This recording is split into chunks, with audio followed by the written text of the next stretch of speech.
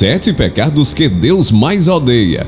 Você já parou para pensar que a própria Bíblia menciona explicitamente certos pecados que Deus odeia em meio a tantas histórias, parábolas e ensinamentos que percorrem as Escrituras Sagradas? Existe uma passagem bem clara em Provérbios capítulo 6, onde vemos uma lista de 7 atitudes que Deus detesta de maneira especial. Este é um assunto ao mesmo tempo impactante e transformador, pois nos convida a refletir em profundidade sobre o que temos alimentado em nosso coração, em nossas palavras e em nossas ações diárias. Neste vídeo, vamos explorar de forma detalhada cada um desses pecados, entendendo o que eles significam, porque são tão graves aos olhos do Senhor e como podemos evitá-los. Portanto, prepare-se para mergulhar naquilo que muitas vezes negligenciamos no nosso dia a dia. Mas antes de iniciarmos, não se esqueça de deixar seu like, se inscrever no canal e compartilhar o vídeo. Vamos lá! A passagem bíblica que lista os 7 pecados que Deus mais abomina é a seguinte: estas 6 coisas o Senhor odeia, e a 7ª sua alma abomina: olhos altivos, língua mentirosa, mãos que derramam sangue inocente, coração que maquina projetos iníquos, pés que se apressam a correr para o mal, testemunha falsa que profere mentiras, e o que semeia contendas entre irmãos. Provérbios capítulo 6, versos 16 a 19. 1. Olhos altivos. A primeira atitude que Deus odeia, segundo Provérbios capítulo 6, verso 17, é ter olhos altivos. Mas o que significa isso exatamente? Olhos altivos são um símbolo de arrogância, de soberba, de alguém que se enxerga como superior aos demais. Quando a Bíblia fala de altivez de olhar, está falando da postura interior de quem crê que não precisa de ninguém, além de si mesmo, que se julga melhor do que os outros e muitas vezes até despreza a dependência de Deus. A palavra de Deus deixa claro que o orgulho precede a queda. Provérbios capítulo 16, verso 18. Esse é um alerta sério, pois o orgulho nos afasta do Senhor. Quando achamos que não precisamos de ajuda, oração ou direção divina, começamos a caminhar por conta própria. Esse caminho é perigoso e está longe do propósito que Ele tem para nós. Além disso, quando nos colocamos acima dos nossos irmãos, quebramos o mandamento de amar o próximo, pois não há empatia ou compaixão no coração altivo. É interessante notar que o orgulho foi um dos fatores que levaram à queda de Lúcifer. Isaías capítulo 14, versos 12 a 15. Ele quis se exaltar além do que lhe cabia, colocando-se em pé de igualdade com o Altíssimo. Se a soberba foi capaz de destruir um anjo de luz, imagine o mal que pode causar em nossos corações e relacionamentos. Salmos 47, versículo 2 nos diz: pois o Senhor Altíssimo é tremendo, é grande rei sobre toda a terra. Reconhecer a grandiosidade de Deus nos ajuda a não exaltar nossa primeira altivez. Portanto, manter o olhar humilde, sempre reconhecendo a supremacia de Deus e a nossa dependência total dele, é o primeiro passo para não cair em um abismo de orgulho. Precisamos pedir a Deus que sonde o nosso coração e nos revele quaisquer resquícios de altivez. Assim, iremos contrapor esse pecado detestável com a humildade que Jesus Cristo encarnou tão perfeitamente. 2. Língua mentirosa. O que usa de engano não ficará dentro da minha casa. O que fala mentiras não estará firme perante os meus olhos. Salmos 101, verso 7. Segundo pecado que Deus odeia é a língua mentirosa. Provérbios 6, versículo 7. A mentira é mais do que apenas uma afirmação falsa. Ela representa um desvio do caráter divino, pois Deus é a própria verdade. João capítulo 14, verso 6. Cada vez que mentimos, seja por brincadeira, por conveniência ou com a intenção de prejudicar alguém, estamos agindo em oposição direta à natureza do Pai. A língua, embora seja um pequeno membro do corpo, tem poder para trazer vida ou morte. Provérbios capítulo 18, verso 21. Por meio de palavras, podemos edificar e curar, ou destruir e ferir de maneira profunda. A mentira abre portas para a desconfiança, prejudica relacionamentos e semeia caos nas comunidades. Além disso, Jesus nos alertou que o diabo é o pai da mentira.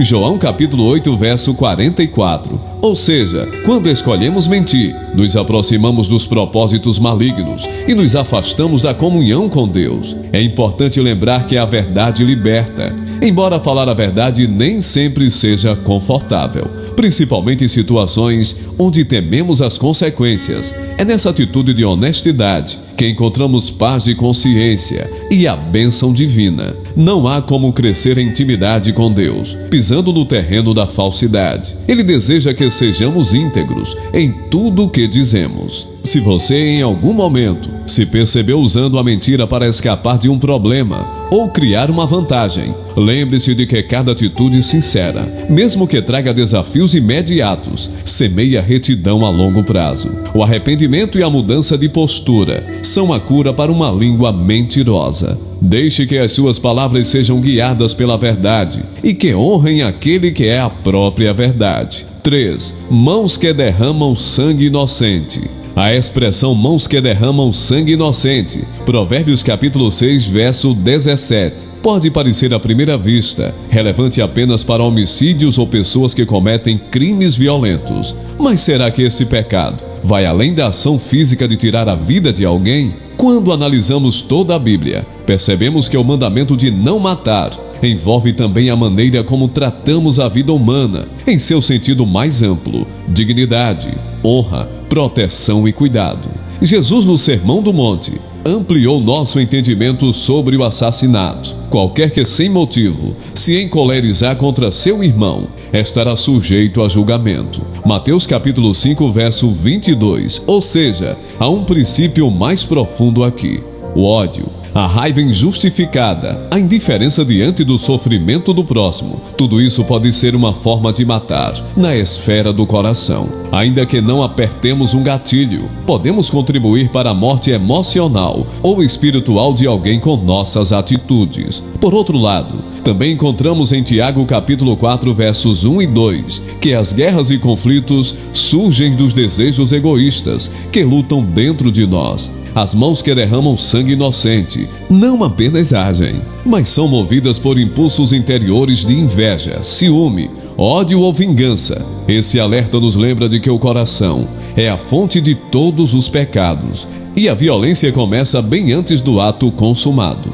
Embora o versículo enfatize o ato de tirar a vida de uma pessoa que não fez nada para merecer tal violência, podemos extrair lições sobre valorizar a vida, cuidar das nossas emoções e não permitir que o rancor, a raiva ou mesmo a vingança tomem conta do nosso coração. Deus preza pela justiça e pela proteção dos inocentes. Ao nos alinharmos com o coração dele, investimos em atitudes que promovem a paz e a vida, ao invés de semear a destruição.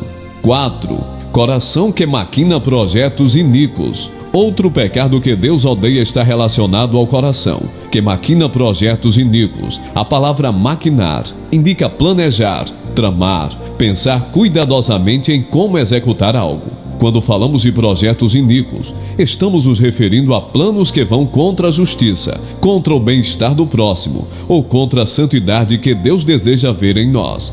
Não se trata de um erro acidental ou de um impulso momentâneo, mas de uma ação premeditada. Por que isso é tão grave para Deus? Porque o coração é o centro da nossa vida espiritual. É nele que nascem os desejos, as motivações e as intenções. Quando permitimos que pensamentos pecaminosos tomem forma e se convertam em planos, estamos nos afastando deliberadamente da vontade do Senhor. Em Jeremias capítulo 17, verso 9, lemos que enganoso é o coração, mais do que todas as coisas, e desesperadamente corrupto. Quem o conhecerá? Essa passagem ressalta como o nosso interior pode ser ardiloso se não estiver submisso a Deus. Em Provérbios capítulo 4, verso 23, lemos: sobre tudo que se deve guardar, guarda o teu coração, porque dele procedem as fontes da vida. Além disso, os projetos iníquos muitas vezes envolvem prejudicar outras pessoas, ou no mínimo, ignorar a vontade de Deus, em busca de interesses egoístas. Seja uma vingança planejada, esquemas de desonestidade financeira, manipulação de alguém para benefício próprio. Tudo isso se enquadra na categoria maquinar projetos iníquos. Para fugir desse pecado, Precisamos investir em uma vida devocional consistente, deixando que a palavra de Deus renove nossa mente. Romanos capítulo 12, verso 2. É vital submeter nossos pensamentos e desejos ao crivo das Escrituras, pedindo ao Espírito Santo que sonde os recantos do nosso coração. Dessa forma, ao surgir um pensamento mal intencionado, podemos discerni-lo rapidamente e cortá-lo pela raiz, antes que ele venha se converter em ação. Com o coração transformado e alinhado ao caráter de Cristo, nossos planos refletirão justiça e amor. 5. Pés que se apressam a correr para o mal. Desvia-te do mal e faze o bem. Busca a paz e segue-a. Salmos 34, verso 14. O quinto pecado mencionado em Provérbios 6, verso 18, são os pés que se apressam a correr para o mal. De forma literal, podemos visualizar alguém indo com pressa para fazer algo que sabe ser errado. No entanto, esse versículo fala muito mais de uma postura de vida que anseia pelo pecado, que se deleita em praticar o mal ou em participar de situações corrompidas. Quantas vezes nos vemos em circunstâncias nas quais sabemos, de antemão, que não deveríamos estar envolvidos, mas mesmo assim, corremos até elas. É como se houvesse uma inclinação para ceder ao mal, seja por curiosidade, seja por prazer momentâneo ou por conveniência. Essa atitude demonstra um coração que ainda não foi completamente quebrantado e submisso à vontade de Deus. Lembre-se também do ensinamento de Tiago, capítulo 1, verso 14 e 15, que diz que cada um é tentado, quando atraído e engodado pela sua própria concupiscência, e que após ser concebida, essa cobiça dá à luz o pecado, e o pecado por sua vez gera a morte, ou seja, há um processo, e se não interrompemos esse ciclo cedo, nossos pés certamente correrão para o mal. A principal forma de prevenção é a vigilância. Jesus alertou seus discípulos: vigiai e orai, para que não entreis em tentação. Mateus capítulo 26, verso 41. Quando oramos pedindo força e discernimento e vigiamos nossas companhias, hábitos e pensamentos, conseguimos evitar o caminho que conduz ao pecado. Fuja da aparência do mal. 1 Tessalonicenses capítulo 5, verso 22. Não seja rápido em tomar uma decisão contrária à vontade de Deus. Antes busque sempre a direção do Espírito Santo e permita que Ele guie cada passo na trilha da retidão. 6. Testemunha falsa que profere mentiras. A sexta atitude que Deus odeia, novamente relacionada à mentira, é ser uma testemunha falsa que profere mentiras. Provérbios capítulo 6, verso 19. Note que essa expressão aparece em separado de língua mentirosa. Por quê? Porque aqui o foco está em prejudicar deliberadamente alguém por meio de um falso testemunho. É a ideia de alguém que mente para acusar ou incriminar outra pessoa, destruindo sua reputação ou colocando em risco sua vida.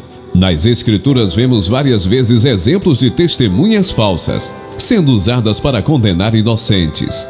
Um caso emblemático aconteceu com o próprio Jesus, quando os líderes religiosos procuraram testemunhas que inventassem acusações contra ele. Mateus capítulo 26, versos 59 a 61. Também Estevão, o primeiro mártir da igreja, foi alvo de mentiras que levaram à sua morte. Atos capítulo 6, versos 11 a 13. Esse tipo de conduta não apenas viola o mandamento divino, mas coloca em perigo a justiça e fere profundamente o próximo. Em Êxodo capítulo 20, verso 16, o oitavo mandamento de Deus é: não dirás falso testemunho contra o teu próximo. Além de tribunais formais, podemos ser testemunhas falsas em contextos cotidianos, ao espalhar calúnias, fofocas ou acusações infundadas, quando falamos mal de alguém sem ter certeza, ou pior ainda, quando distorcemos fatos para causar dano. Estamos nos comportando como essa testemunha falsa. A palavra de Deus é direta. Ele abomina tal ação, pois Deus é justo e ama a verdade. Para não incorrermos nesse pecado, precisamos ser prudentes com o que dizemos, checar a veracidade das informações que transmitimos e principalmente ter o compromisso de usar nossas palavras para edificar, não para destruir. Antes de compartilhar algo, pergunte-se: isso é verdade? Isso é necessário? Isso edificará ou prejudicará alguém injustamente? Somente a integridade e o amor à justiça podem nos livrar de cair nesse pecado tão danoso. 7. O que semeia contenda entre irmãos. Por fim, o 7º pecado que Deus mais odeia é aquele praticado pela pessoa que semeia contenda entre irmãos. Provérbios capítulo 6, verso 19. Trata-se de alguém que promove discórdia, divisão e conflitos, especialmente no meio do povo de Deus. A contenda é tudo que vai contra a unidade que Cristo tanto desejou para a igreja. João capítulo 17, verso 21. Semeadores de contenda podem agir de diversas formas, espalhando fofocas, criando intrigas, instigando competições nocivas e alimentando ressentimentos. O resultado é sempre destrutivo. Relacionamentos quebrados, ministérios prejudicados, testemunho cristão manchado perante o mundo. A Bíblia nos ensina que Deus não apenas ama a paz e a unidade, mas também ordena que façamos todo o esforço para mantê-las. Efésios capítulo 4, verso 3. É importante lembrar que a contenda pode surgir de algo aparentemente pequeno, como um comentário maldoso ou uma crítica feita pelas costas. Esses atos podem se espalhar como fogo, destruindo a comunhão. Por isso somos chamados a cultivar uma atitude de perdão, a conversar diretamente com quem temos divergências e a evitar conversas que não promovam a edificação. Mateus capítulo 18, versos 15 a 17. Se você identificar alguma discórdia ou mágoa no seu meio de convivência, seja na igreja, na família ou no trabalho, busque a reconciliação. Não permita que a semente da contenda seja regada por sua tolerância ou omissão. Ao contrário, seja um pacificador. Mateus capítulo 5, verso 9. Alguém que atua com mansidão e disposição de ouvir, promovendo a paz que Deus tanto deseja ver entre nós. Salmos 133, verso 1, nos diz: ó, quão bom e quão suave é que os irmãos vivam em união. Satanás sabe que uma casa dividida não subsiste. Marcos capítulo 3, verso 25. Por isso, investe pesado em confusões e brigas. Não coopere com ele. Busque sempre a reconciliação. Pratique a empatia e mantenha o foco naquilo que une os irmãos, o amor e a missão que temos em Cristo. Conclusão. É impressionante notar como cada um desses pontos toca diretamente em áreas cruciais da nossa vida. Orgulho, honestidade, integridade, pensamentos, ações e relacionamentos, ao mesmo tempo em que eles representam graves desvios de conduta. Também nos oferecem uma oportunidade única de crescimento e arrependimento. A boa notícia é que nenhum de nós está sozinho nesta jornada. A própria Bíblia declara que todos pecamos e carecemos da glória de Deus. Romanos capítulo 3, verso 23. Mas o Senhor, em sua imensa misericórdia, disponibilizou perdão e restauração através de Jesus Cristo. Se você se identifica com algum desses pecados, e sejamos honestos, todos nós já escorregamos em pelo menos um deles. Saiba que o primeiro passo para a mudança é o arrependimento sincero. Que este vídeo sirva como lembrete de que Deus não tolera o pecado, mas por amor, chama o pecador a uma nova vida. Ele deseja nos ver livres das amarras que o mal impõe e nos convida a refletir o caráter de Cristo. Assim, nos tornamos não apenas ouvintes, mas praticantes da palavra. E impactamos positivamente as pessoas ao nosso redor. Que o seu coração seja inundado pela paz e alegria do Senhor. Que você seja luz onde estiver, evitando esses 7 pecados e vivendo plenamente a vida que Ele planejou para você. Você que está assistindo esse vídeo no canal Logos Conservador, você pode virar membro, terá acesso a vídeos antecipados, sem anúncios e alguns vídeos exclusivos só para membros e muito mais. É só clicar no botão, torne-se membro agora. Deus o abençoe.